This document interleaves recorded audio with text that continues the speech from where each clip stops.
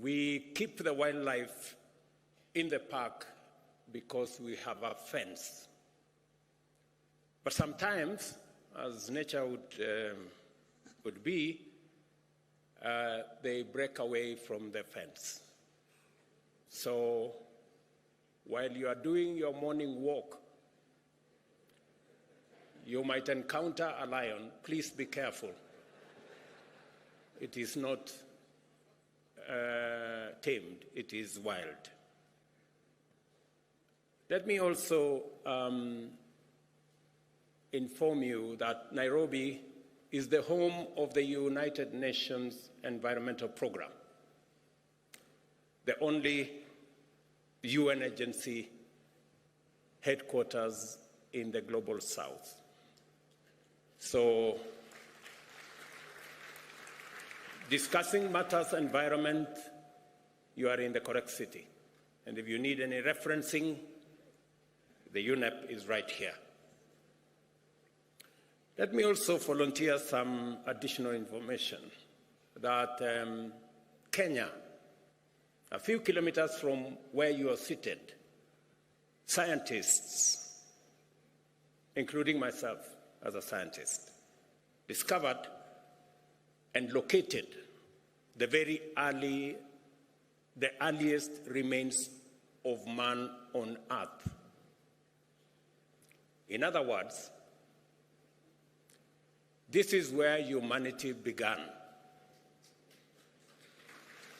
Before you guys went all over the place, in Europe and America and Asia and the rest of our continent, this is where we all began. And therefore, allow me to welcome you home.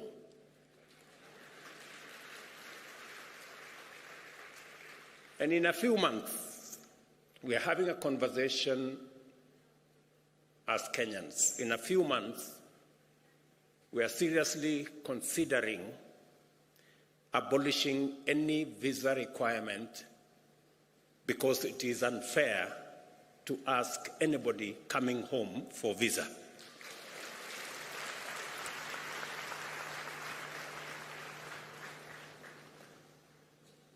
I welcome all the delegates who responded positively to Africa's call to gather at this inaugural Africa Summit. In order for us to imagine, design, and then build a future of prosperity for Africa and the world. You have just stepped into, let me take that again. You have not just stepped into a conference hall. You have entered the future, a future ripe with potential driven by global partnerships committed to African prosperity, inclusive growth, and a livable planet for all of us. Clearly, therefore, this is no ordinary summit.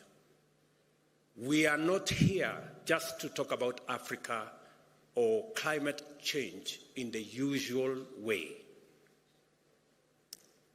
which often accentuates our divisions.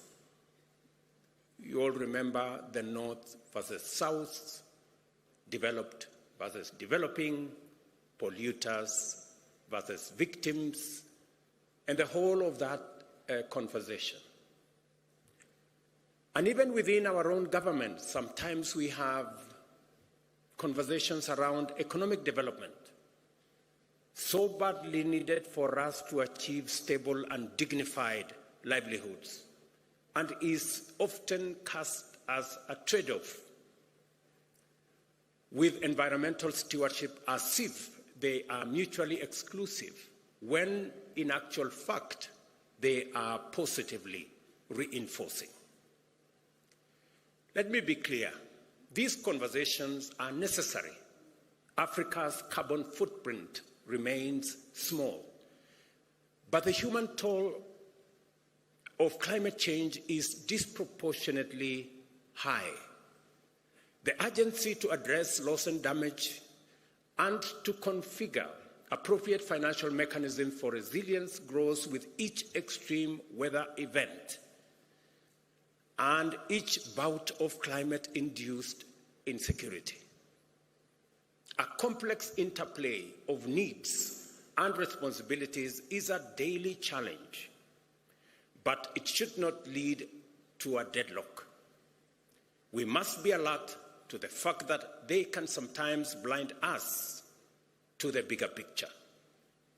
Delivering prosperity and well-being for Africa's growing population without pushing the world deeper into climate disaster is not just an abstract proposition or a mere wishful thinking. It is a real possibility proven by science and affirmed by emerging experience. An opportunity-oriented focus on climate action is the engine for propelling Africa into a realm of stability and prosperity, elevating us to middle-income status and beyond. This context is precisely what sets this climate summit apart from others. It aims to unite us across neighborhoods, across sectors, across institutions, local or international, across country borders, across continents, and across generations. It is because we all have a shared stake in the Earth's ability to sustain life that we must envision together a future that embraces the values of equality, human security, and shared prosperity. Africa possesses all the necessary conditions to realize this future. Our foremost asset is our young and growing young people and workforce, educated, skilled, and motivated to pursue industry, innovation, and enterprise. And we saw them here speak ably this morning. And I congratulate the young people who've been here for the last 3 days, and they have done a tremendous job in the Youth Summit. We have ample renewable energy potential as well, and the natural assets and resources to green our own consumption, but also to meaningfully contribute to decarbonization of the global economy. We must see in green growth not just a climate imperative, but also a fountain of multi-billion-dollar economic opportunities that Africa and the world is primed to capitalize. We are brought together by a clear understanding and deep concern about the inadequacy of our present means in terms of institutions and available finances to deal effectively with the magnitude of our collective threats and challenges. But we will not shy away from the difficult conversations and uncomfortable realities that must be addressed to achieve meaningful change. Policy, regulations, taxation, trade, and climate justice will all be scrutinized in national, regional, global contexts. Yet, the way we frame these discussions matters. I invite all of us to adopt opportunity lens as we navigate these complex dialogues. For a very long time, we have looked at this as a problem. It is time we flipped and looked at it from the other side. There are opportunities, immense opportunities as well. And that is why we are not here to catalogue grievances and list problems. We are here to scrutinize ideas assess perspectives so that we can unlock solutions. The very format of this summit has been designed to facilitate such engagement. Over the next 3 days, be ready to be challenged in this dynamic ecosystem of dialogue and discovery. African and global leaders, innovation trailblazers, experts, investors, and captains of industry are here to explore the opportunities, tackle the barriers, and scale up solutions. While I cannot encapsulate the breadth and depth of all our program within my opening remarks, allow me to outline the overarching theme, which is the unparalleled opportunity that climate action represents for Africa. As you are aware, the climate conversation began 31 years ago in 1992 in Rio de Janeiro. But this is the first African summit 31 years later. When my colleagues agreed, in the Africa Union that is, agreed to my offer to host this climate summit, it was clear to me that this inaugural summit is going to be the stepping stone to the ultimate resolution of this challenge. The reason why possibly we haven't made much progress is because Africa had not consolidated and assembled its ideas and brought them to the table. I am confident that now going forward, we have all what it takes to create a win-win outcome out of this very intense conversation about climate change. This occasion summons us to contemplate the full range of possibilities that can be unleashed by directing investment and appropriate technology to actualize our continent's abundant resource endowments.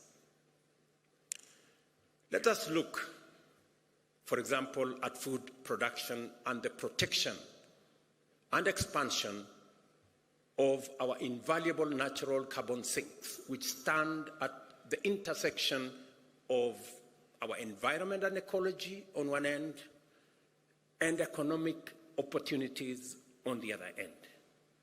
Since 1961, Africa has witnessed a 1/3 reduction in agricultural productivity due to climate change, a stark reminder of the urgent need for adaptation.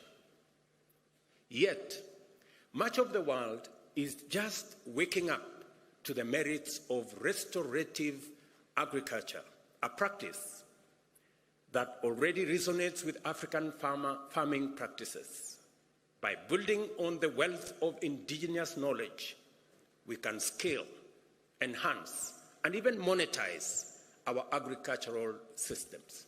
This enables us to unlock the huge potential in our agricultural land assets, representing 2/3 of the world's uncultivated, underutilized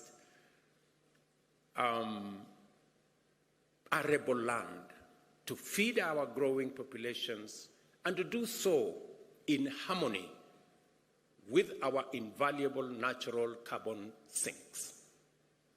Additionally, the restoration and expansion of Africa's natural carbon sinks are not just an environmental imperative.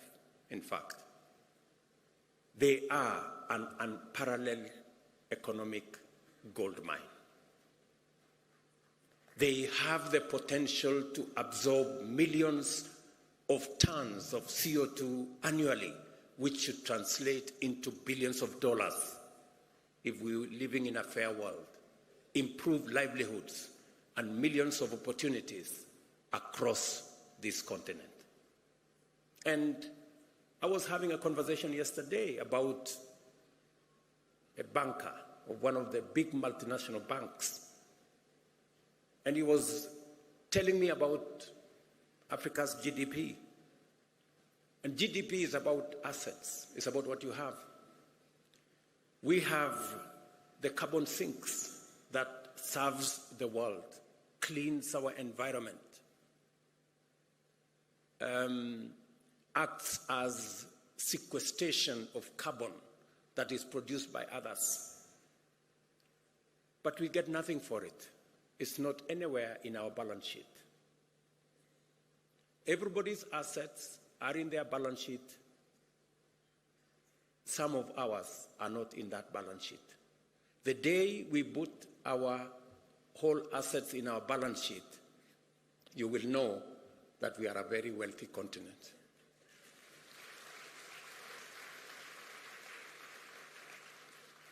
And let me say, we do all that, but it doesn't count for much. But we do it anyway, because we love this world, because it's our home. And that is why the conversation of North versus South must come to an end. Who did what? It's not a conversation that we have the luxury to engage in, because when the apocalypse happens, it will happen for all of us, for the entire humanity. Let me say this. We do this, and all of this comes while safeguarding our biodiversity. We are careful to make sure that that is in place. Our renewable energy resources are not just environmental necessity. They are the ultimate catalyst of radical socio-economic prosperity. They can fuel sustainable development, drive economic growth, create jobs, and also uplift millions from energy poverty, all while reducing our carbon footprint continentally and globally. The possibilities are not just promising, they are transformative. Africa can power all our energy needs with renewable resources. The continent has enough potential to be entirely self-sufficient with the mixture of wind, solar, geothermal, sustainable biomass, and hydropower. In Africa, we can be a green industrial hub that helps other regions achieve their net zero strategies by 2050. In other words, what I'm saying is unlocking the renewable resources that we have in our continent is not only good for Africa, it is good for the rest of the world. Because we not only are driving our own growth, but we are ready to share these resources with the rest of the world, and by doing so, we will assist the rest of the world in ensuring that we move towards the net zero target that we all set for ourselves.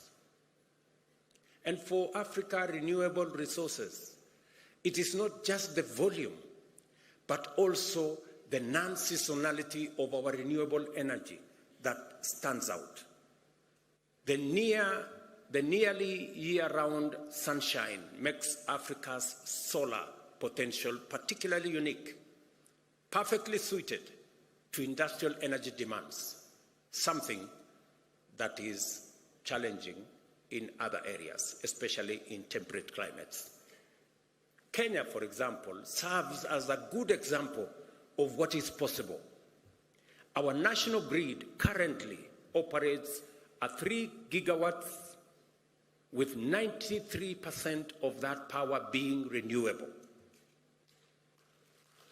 Our ambition is audacious yet achievable. 100% renewable by 2030, and a 100 gigawatt grid entirely renewable by 2040. A serious challenge in bridging the investment gap in order to enable the continent meet its energy needs is the creation of demand on sufficient scale to provide incentives for appropriate private investment in energy infrastructure development. Industrial energy at scale is therefore necessary to anchor energy demand as a means of tackling the widespread energy poverty still prevalent across our continent. The numbers are stark. Nearly 600 million Africans lack access to electricity. Another 150 million grapple with unreliable power.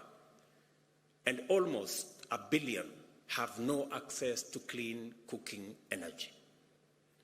But the abundance of our renewable resources, the possibilities offered by new technologies, and opportunities created by new climate financing offers enormous possibilities for us. We have the capability to provide reliable and cost-effective energy access to all Africans by 2030.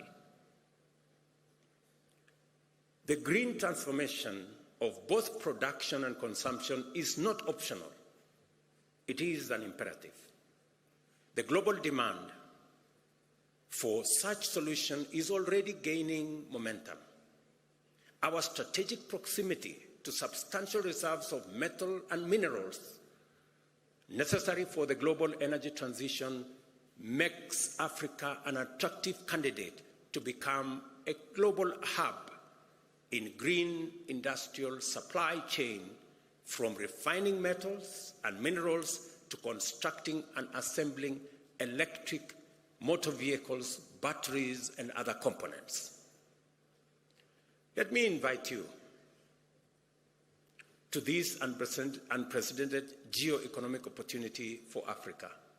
We are already key players in the extraction of these minerals, but much of the higher value addition, smelting, refining, assembly, and even the production of electric motor vehicles happens elsewhere. Let's put some numbers to add perspective to what I'm saying.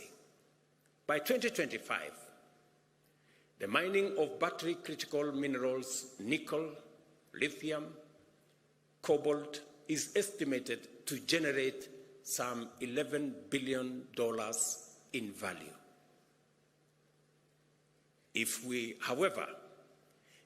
take the next step and engage in value-added activities like refining these minerals into industrial-grade metals, that value could quadruple to $50 billion.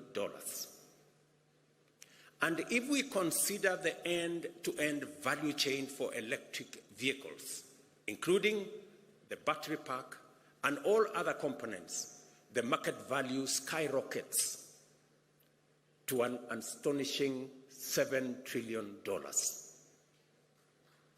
That is a trajectory. What today we are selling for $11 billion could be $7 trillion if we engage in the right trajectory. And that is what we are saying. And that is what Madam Josefa was saying.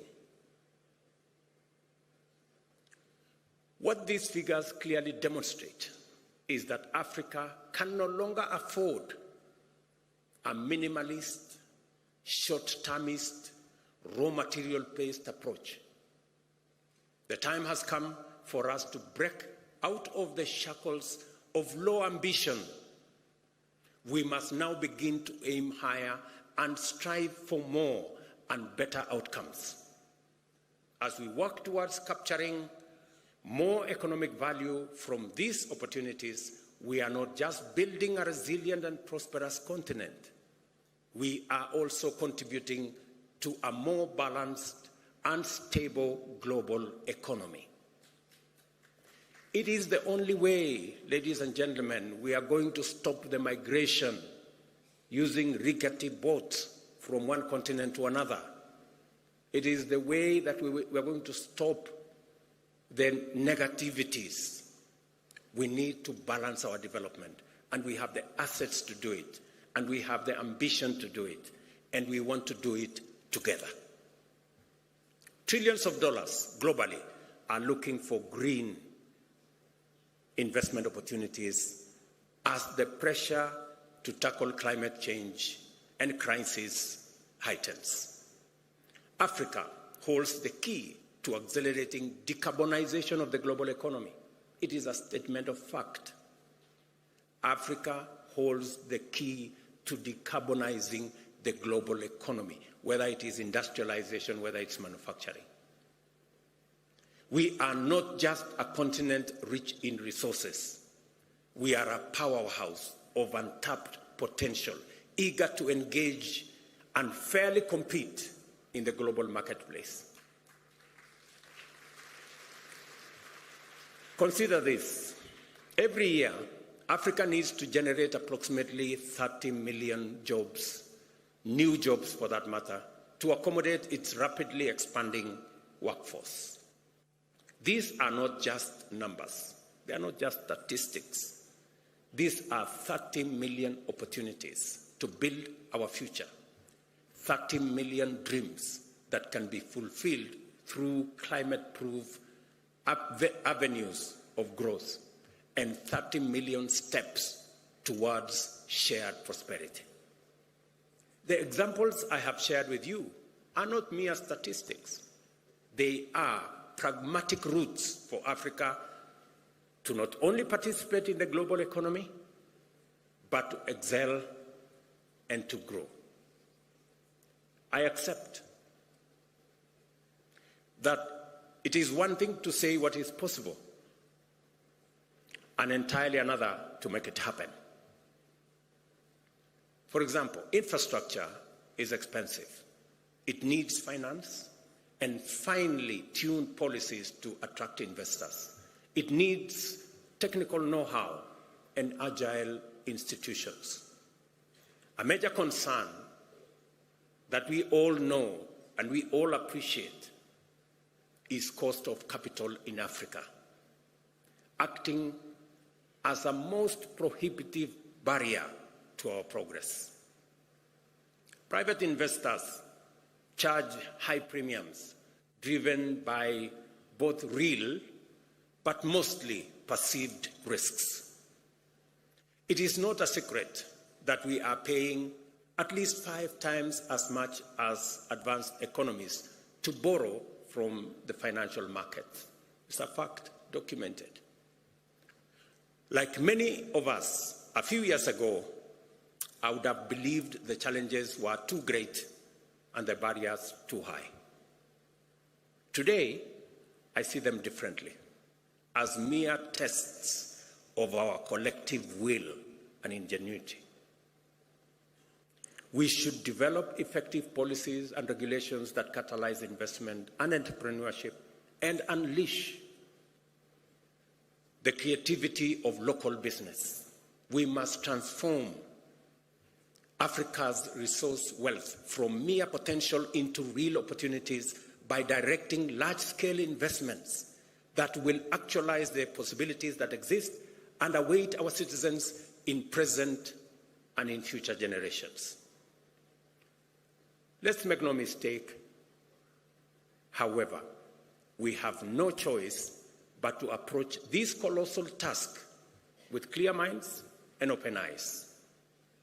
A lot needs to happen before Africa can live up to its full potential of providing climate solutions for its citizens and to the entire world. Over the next few days, I have no doubt that African leaders seated here and our friends from elsewhere will be open, honest, and direct about what we can commit and bring to the table and the type of the collaborations we need from our global partners. My call to everyone present in this historic summit is for us to work together and converge our efforts on African priorities. I urge everyone to make a contribution to our generation's unprecedented and highly consequential endeavor to catalyze climate action in a spirit of candor, collaboration, and courage. Let us imagine a pathway for different financial structures that can deliver on Africa's goals. Let us commit to invest in viable solutions presented by renewable energy, green industrialization, climate-smart agriculture, and nature conservation.